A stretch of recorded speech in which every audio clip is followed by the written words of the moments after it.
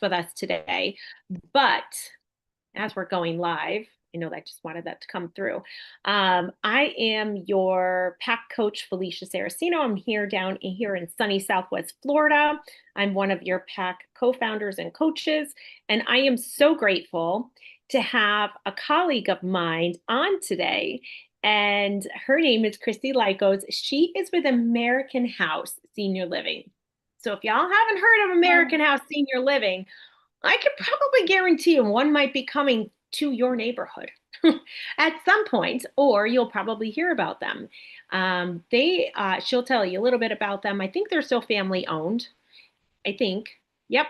Out of Michigan, I want to say. Right? Yes. See, I know my stuff. I know Yeah, my you stuff. got it. Yeah. I do. And Christy and I used to work together in senior living. She was one of the first people that I met moving down here from the great state of Connecticut to sunny Southwest Florida. And she helped kind of take me under her wing as I was new to the market and new to this whole area. And that was something that, when you move from one state to another, it's a little bit different, a little bit different feel, a little bit different things happen. And so I am going to let Christy kind of take over, and I am welcoming her to be part of our spotlight for today. So, some of the things that she is going to talk about for us, I'm just kind of finding you to spotlight you. One of the things that we're going to talk about, which is really important, is the direction that senior living is really transitioning right now in this new AI age. And then how residents are either adapting or not adapting to that, or resisting or embracing, I should say, and how family members like it or don't like it. Some family members love it because, they're able to connect with their loved one. Maybe they don't live in the state. But then also, today she has her state survey came in. They are always unannounced, as we all know who've worked in senior living before. So we are really grateful for you, and we won't keep you too long. So we'll try and keep this on the shorter side for you. So I appreciate you're here. And without further ado, Christy, welcome. Well, thank you. Thank you so much. I thank you so much for inviting me. I very much so an honor. I appreciate that. Hello, everyone. My name is Christy Lycos, and I've been in senior living now about 28 years. I am with American House Senior Living. I'll talk a little bit about our company because we are just growing by leaps and bounds. Our owner, Dale Wachowski, is based out of Southfield, Michigan. That's where our home office is. And he got into this field because his parents needed assisted living, and there really was nothing in Southfield, Michigan. So he bought his first home and for his parents, and it went very well. Word got out because, his parents just didn't want to manage anymore a home, maintain a home. It was getting a little bit too much, which is typical for most seniors. And so he opened up his first one, and now he has assisted living, independent living, skilled nursing, just a variety of senior health care. I am based out of our Bonita Springs, Florida community, which we have independent living, assisted living, and memory care. But our company, like I had mentioned, is growing very fast. Dale just bought another building in Naples that I had worked at and opened for 7 years, AmeriChoice Naples, which is now, I'm happy to say, American House Naples. And he just is in the process of acquiring 5 more communities in the state of Florida. So our newest one, we just opened up in Boynton Beach. So he's very compassionate as an owner. He comes down monthly to all of the communities, even up in Michigan, and talks to the residents, and it just really cares about senior living. And we are just changing with the times. We actually just did a $3.8 million renovation about a year ago in this community. So feel free to come down and take a tour. Love to show off our beautiful community. Today, what we were talking about is a state inspection every community in the state of Florida is governed by a company, an agency called ACA. So they basically show up at your community every 2 years unplanned. They could show up at 6 in the morning, at midnight, and they basically are checking to make sure whatever you report, how much staff you have at this certain time, that they're really there. They come in behind closed doors and they watch your nurses or your licensed med tech pass medications, making sure they're not dropping it and that they're administering correctly. They go in the dining room and they watch the servers, making sure they're not putting their fingers on the plate. It could be going through our chart. Everybody in assisted living and memory care has a medical chart, if you will. So they're making sure we're following doctor's orders. So there's just a lot of things that encompasses the survey, and you get what are called tags or deficiencies. So you have state tags and federal tags, and some come with no fine, but you could get up to a $250,000 fine. So the goal is just, on average, about 5 deficiencies are really what's acceptable nowadays, but always our goal is to have 0, so, and no fine. So we're under that right now. They even talk to residents and behind closed doors and ask them questions about how well we're doing as well. So that's just a little bit about the surveys that happen every couple of years. Any questions for anybody? So I want everyone to really understand that when you are going through a senior living community and you're looking at it with fresh eyes and new eyes, the state does this as well. And your state governing body might be a little bit different. Like in Connecticut, it was the Department of Health. In your city or your state, I should say, you might have a different governing body name for the healthcare side of who's doing your surveys. But then also, there's also the ombudsman level, but I think every state has that too. Yeah. And sometimes I think some of them are paid and some of them are unpaid in each state. And they are checking on, are you doing resident counsel? Is the residents happy and safe? They're interviewing them. You know, I remember one of the craziest things they would say, do you have scuff marks on your walls? Because that is a tag, that's a deficiency. If you have rub marks from wheelchairs and walkers, you got to paint that, right? Yeah, because they walk the apartments to make sure they're clean, there's no holes in the wall.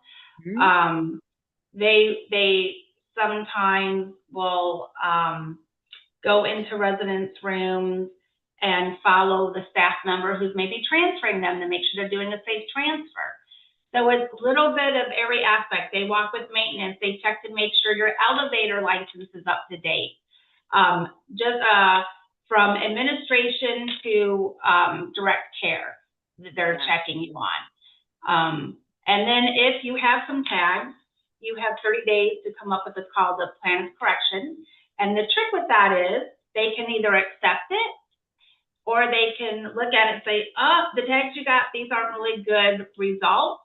How you're going to fix things. So we're going to kick it back to you. And then you have to start over from scratch. But I think it's great because they are the reasons why in every state you no longer really hear about people dying from bed wounds or people having what we call failure to thrive, where they're not eating and no one's paying attention, or someone with Parkinson's ensuring that they're getting their medication like every 4 hours, which is common. So it's just a mixture, but I love it because I think it keeps people on their toes and making sure that we are doing the right thing, and why I feel like we all got into senior living to begin with. So hopefully everybody keep their fingers crossed. We do so far we're doing so well. So you're gonna do great. You're gonna do great. There's nothing to worry about. Thank you. And it's funny because we seem hyper focused on it because we have been in buildings especially when you are new team member to that building, it's hard for you to know what was done prior to you, but you are held responsible for that. Right. So that's one of the things that you go, I hope everything was done 100% the way that you would want it done. Yeah. And that's the scary part. Yeah. So tell me a little bit about how senior living is evolving right now, because it's had some changes over the past, So I we've would say. had a lot of changes probably in the last year. Most of the time, and I'll just speak to staffing first, because that I think is a huge change. So in the very beginning, a lot of communities, first let me back up. So assisted livings in the state of Florida have different licensures. So different licensures require you to do certain things. But I'll say back in the day, a lot of communities had actual nurses in their communities 24 hours a day, 7 days a week. Now, most communities are going towards medication licensed med techs. So they're not nurses, but they're med techs who are administering medication. One, they're doing that because of cost. Most of Ready to Survive, they're doing it because of cost.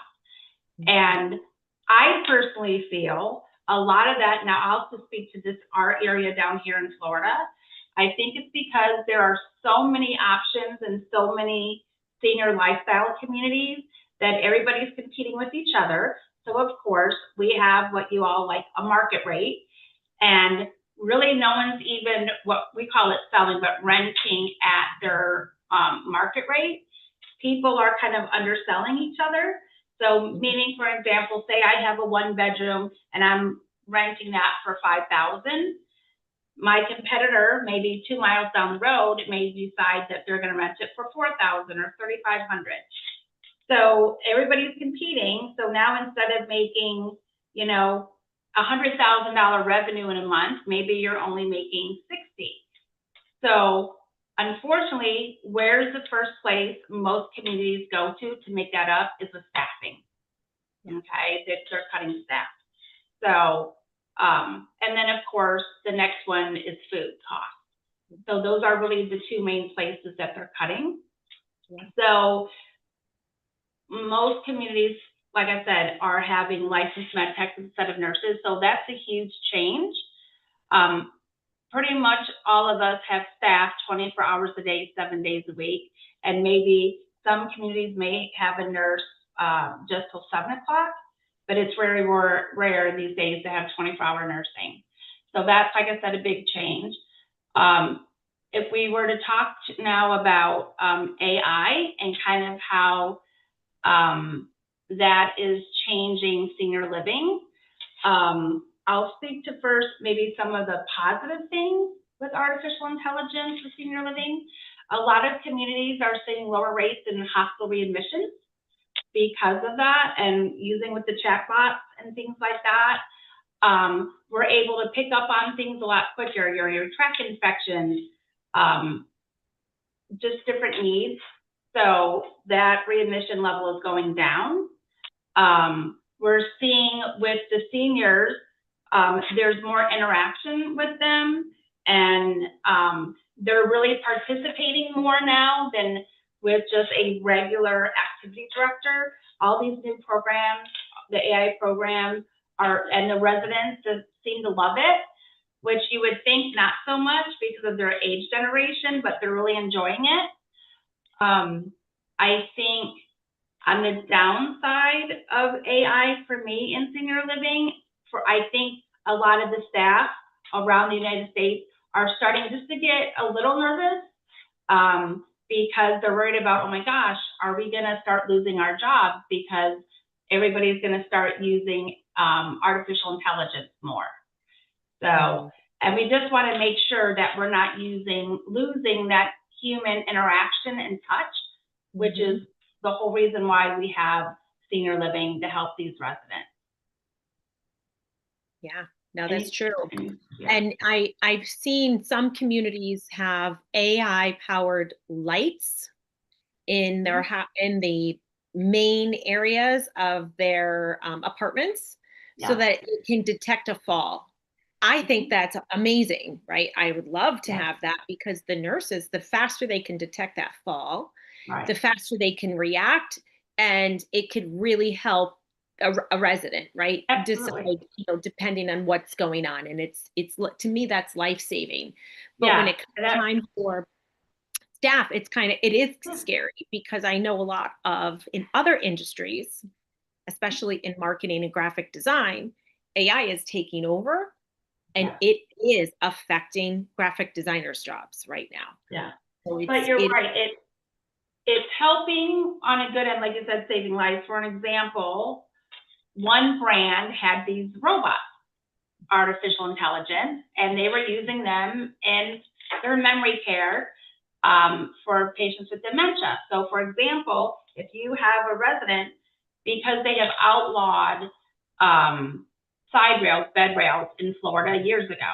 So, of course, with memory care residents, they're sometimes constantly trying to get up, and again, possible falls. So they had their artificial intelligent robot coming into the room that would sit in the room, and when the resident would start trying to get up, it would speak to them, you know, oh, Felicia, get back, lay down, don't get up, don't get up. It was a great thought behind it, and I actually got to see one, and I think Felicia did too. Yeah. But it was scaring them. It was So scary they spent millions of dollars and they bought all these robots because they thought they were going to sell to all these companies across the world, and it did not work well. Just like they had the specialty toilets, which I think are great. If someone goes and uses the restroom, it will pick up and let you know if they're starting to have a urinary tract infection, which again would stop them from having to go out to the hospital, right, to get IV antibiotics, because we're catching it ahead of time. So I think that all the new inventions are great and wonderful because it does help the residents be safer and not have so many hospital visits, but just be much healthier. And with the chatbots, it's also helping them keep their brain and their mind stimulated, which I think is really important in today's world for that. Yeah, absolutely. And it's just something that I think there's going to be a lot of trial and error on it, right? I mean, there's not much that we can do for it. I'm sure that it's one of those things where, you know, companies have to make that decision how they're going to evolve with it and whatnot, especially with the 24-hour nursing being taken away. And just to tell you all a quick little story on that, when you do have a lot of move outs, and the move outs are not the sales directors, you know, direct fault, so to say, lack of a better word, but they are your issue to correct, right? Yeah. And we've all been in that position if you've worked in senior living. Now, the biggest issue is, you know, trying to make that up, and they do these rate cuts to try and entice people to come in. Yeah. I was always a fan of a quick burn where it's like we hit the first and third month free, and then, you know, you maintain that price going forward because it helps to maintain your income, right? And what your revenue is being generated, and you're going to be in the green, not the red. I do remember one company I did work for down here, which I will not say the name. They changed the toilet paper supply for our residents, and it became a huge uproar because they were trying to see what was the biggest expense in maintenance that they were having, and it's toilet paper. Toilet paper. And I was like, y'all got to change toilet paper back or I'm going to lose half my building. Right. Yeah, but you're right. But something that little, you know, I mean, but that is senior living. God forbid if your activity is running a little bit late, you know, because these residents, that's what they live for. They live for dining and that social interaction. They live for those activities because some of them have families, but sadly the families could live 5 minutes away and they don't come and visit, you know. So this is their life, you know. So I always say, you know, it's kind of like when I talk to the staff, I'm like, oh, I just don't know why they're getting so upset, you know. And I'm like, well, it's the same thing. If you go to the grocery store, right, and you expect your favorite box of cereal is going to be there, and your grocery store runs out of it, you're really upset. I know I get really upset. I said, so this is what they live for, you know, and they, you know, I'll have residents who will say to their family, no, don't come over at this time because I'm doing bridge, you know, with the girls or whatever. So it, you know, this is their life. And I Yeah. always say, we're the guests, right? We just work here. This is their home and Mhm. they set the stage. This is their life, and we're blessed to be here to help them have a better life. So, It's true. That's a great, and those are great words to live by. I'm just going to the chat and I want to know if anyone has any questions. But Heather said, how are they integrating AI with PTOT? Are so, they doing anything in there? Or is it just still in general activities right now? so right now, what our therapy company is doing is while they're doing therapy with our residents, they have laptops that they're Mhm. interacting with while they're doing some of that safe, while they're, you know, not on machine. Um, and they're working with them in their apartment with AI just a little bit. So we're just starting. It, you know, I don't know how far we will go right now. Um, and right now, some of the residents like it, but I will say the majority of our residents, because of the age of our population, you know, they're struggling a little bit. Yeah. And I'll, you know, just for an example, we outsource our beauty salon, but on the outside of the beauty salon is a code to scan, and the residents are like, Christy, what is this? You know, so they're struggling with that, and we're showing them how to take the phone, and you know, so they are also, when I'm speaking with them, they're also nervous with all this going on. Like they're like, we're not going to be around robots all the time, right? They're not going to change everything to cut dollars. And I'm like, no, that's never Yeah. going to happen. I know it would never happen in American House, you Yeah. know, because of the reason why our owner got involved in this, you know, started it. So that will never happen. We will never, ever. I mean, I know they say never, but I I don't know. think that would ever happen with American House in general. Yeah. But you never know. Heather Right. also asked, what activities have you seen a good response with? So if we wanted to volunteer, what could we bring or what would they be interested in learning? So I think they would be anything interested in health that has to do with health and living longer and better lives, um, eating healthier. They enjoy anything that's physical and interactive. Um, they also enjoy sharing their life stories with people, their wisdom. We do have some high school kids that come in that have learned, you know, that intergenerational, that they both have learned a lot and they really love that. I'll be honest, they're really open to anything, just that you'd be willing to spend that time face to face with them. They are really open to anything, honestly. Mhm. Yeah, I think that's great. I do. I love that. I love that. Does anyone else have any questions for her? You could drop it in the chat. If you don't want to share live, that's great. Um, and as you are partnering with folks in the community, what do you see as most beneficial? You've been in this industry for a long time, and don't let her fool you, folks. Christy has sold what we call Blue Sky. Blue Sky is a brand new community where you're selling a design of something, but you have no physical product. So it's like you're selling Blue Sky. It's like new construction, Blue Sky. It's very challenging. She is the fix it lady. So don't let her fool you. She took this building. I wanted you to share this success story and took it from what, almost 70% occupancy, and you're at like 92 right now since you've been Like there. 65%. Oh, yeah, it's even better. It's even better. Yeah, at Christy is a 92. mover. She's a mover Well, and a I shaker. don't let her fool you. It's not me. I have a fantastic team. They did it, right? Wonderful, wonderful team, caring, compassionate, and I'm blessed. Thank you, Felicia. You were absolutely wonderful as well when you were in senior living too. So don't let her fool you. She's speaking from experience. I have a But, question for you, Christy. yes, ma'am.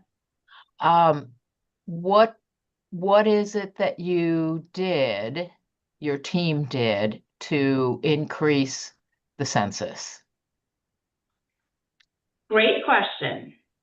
So we added some more staff. We upped the activities, made them more, not just bingo and things like that, gardening and more interactive activities. We did more outings. I don't know how to politically say this correctly, but one of the biggest issues in healthcare with senior living is a lot of employees can't have a hard time. There's a language barrier. Yeah. So we ensure that we have staff that can understand the residents, right? Because how are you going to help a resident if you don't understand what they're asking, so that they can read and write? So we have them filling out applications in front of us, okay? So where the residents are understanding them better. I think having more staff made our call response time a lot faster than what we initially had.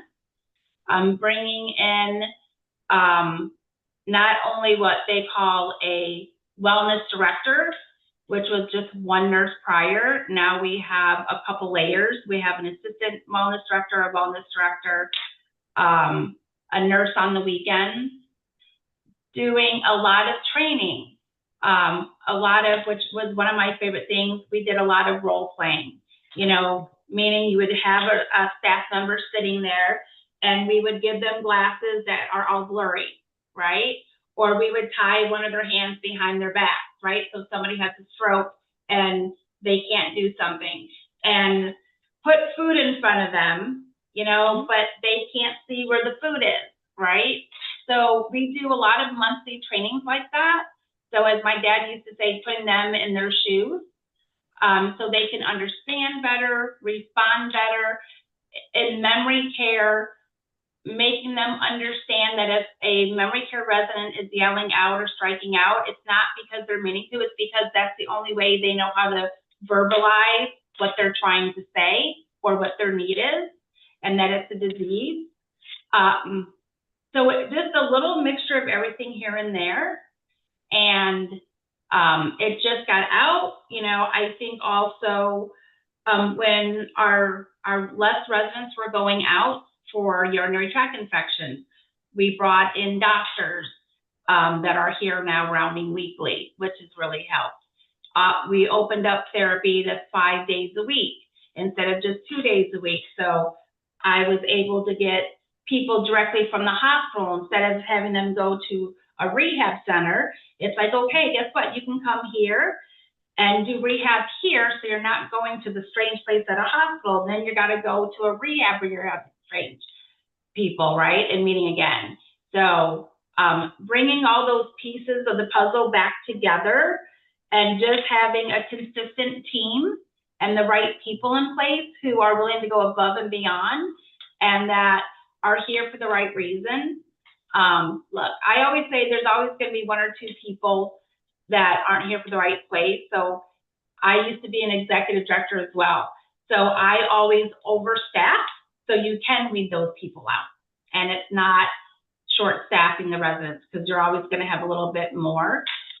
So I think those are all the reasons why we've been so successful. Yeah, it makes a huge difference, like that whole team component. Huge. Yeah. All right, Lisa asked, do you think that residents would be interested in sharing their wisdom on social media, such as a video?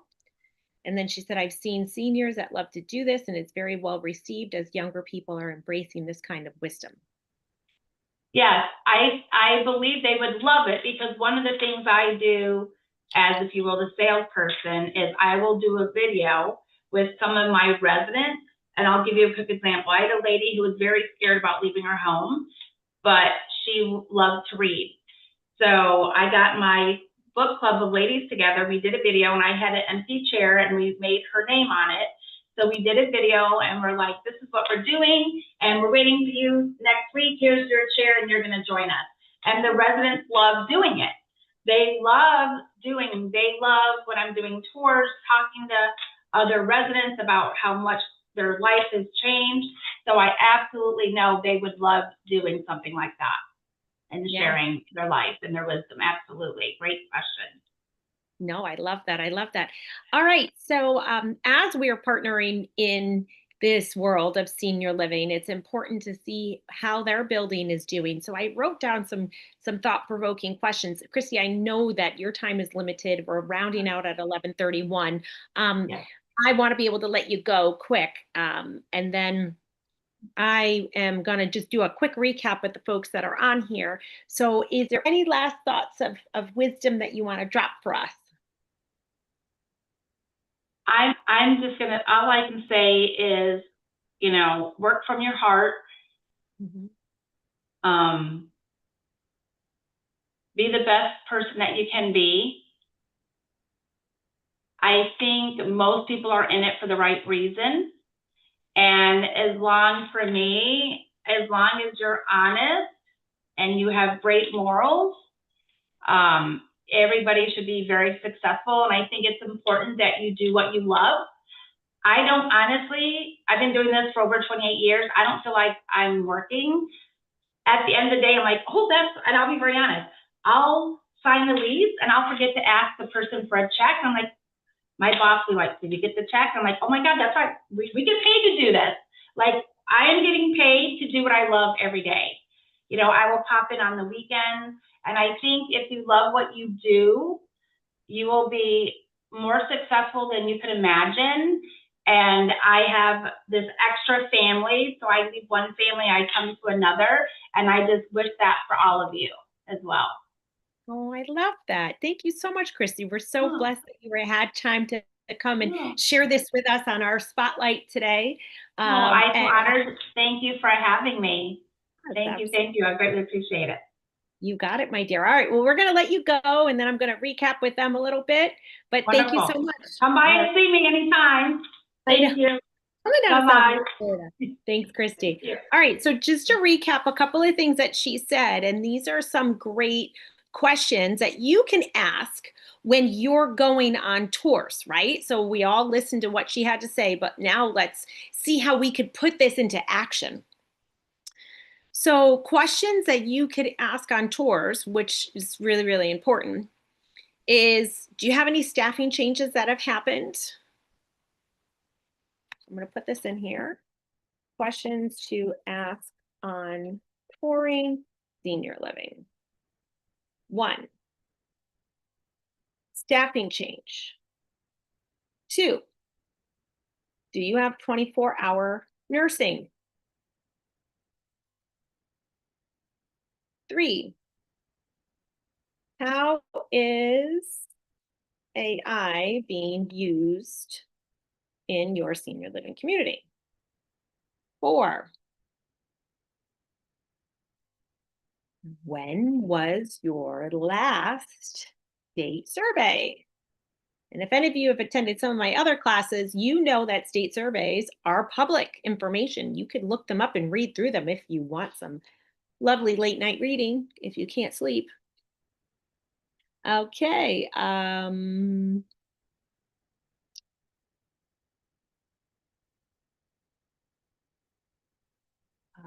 Would you be interested in hosting a resident video series on their just put video series, and then you can decide how you want to post that as well. So these are just some of the questions that I took away from listening to her. And so what questions do you all have? You can put it in the chat if you want to, and we can make sure that we are always talking about this, right? And this is something that I think is really helpful for you and your business and growing your business, especially with sharing the success with Christy and her staff. It didn't happen by accident, and it didn't happen overnight. And building a strong team around you it doesn't matter if you're in a senior living community or if you're in our space right now. But I think we can take away that building that strong team really made a difference, right? I think you all can agree. I see a couple of heads nodding. All right. Anyone have any other thoughts or questions or comments? And Heather said I would ask about the medication pass, if it's nurses or med techs. Absolutely. Robot passes are really scary. We actually have a restaurant down here that uses robots to deliver the food. And they have this, it's kind of like this box, and then there's slots for the food to go on for each person at your table. And then there's the robot head that's a video screen, and it's a cat. It's a cat eye, like a graphic, and it blinks. And it pulls up to you, and it's like, I'm here with your food. And it's actually comical. Little kids get a kick out of it, right? They do. But could you imagine if that person was delivering your med pass? Eesh, no, thank you. God forbid they dispense the wrong amount. That's probably a tag. I can assure you it is. Well, if anyone has any other questions, feel free to reach out. Thanks so much for joining us today. We'll be doing more spotlights like this for you in the future. So every other Thursday will be a spotlight. So you'll have a spotlight on a referral partner so that you can learn and grow and figure out who you should be partnering with, right? And just hear from them and their profession on how they are supporting seniors in their marketplace. And then the other weeks in between is the script and role play. And if you caught one of the things that Christy said, script and role play is one of the things they do with their staff. How many of you thought that was shocking in senior living? I see a couple of heads nodding too. That is something that is huge. So if we're not practicing our scripts and role play, especially if this is new for you, it's something for you to keep making sure to show up for and rip the Band-Aid off and just do it, because I think it really makes a big difference. All right, now I'm going to give you about 20 minutes back in your day today. Thank you all for joining. If you have any questions, feel free to email us or reach out. We'd be happy to help you. Have a great day. Thanks so much.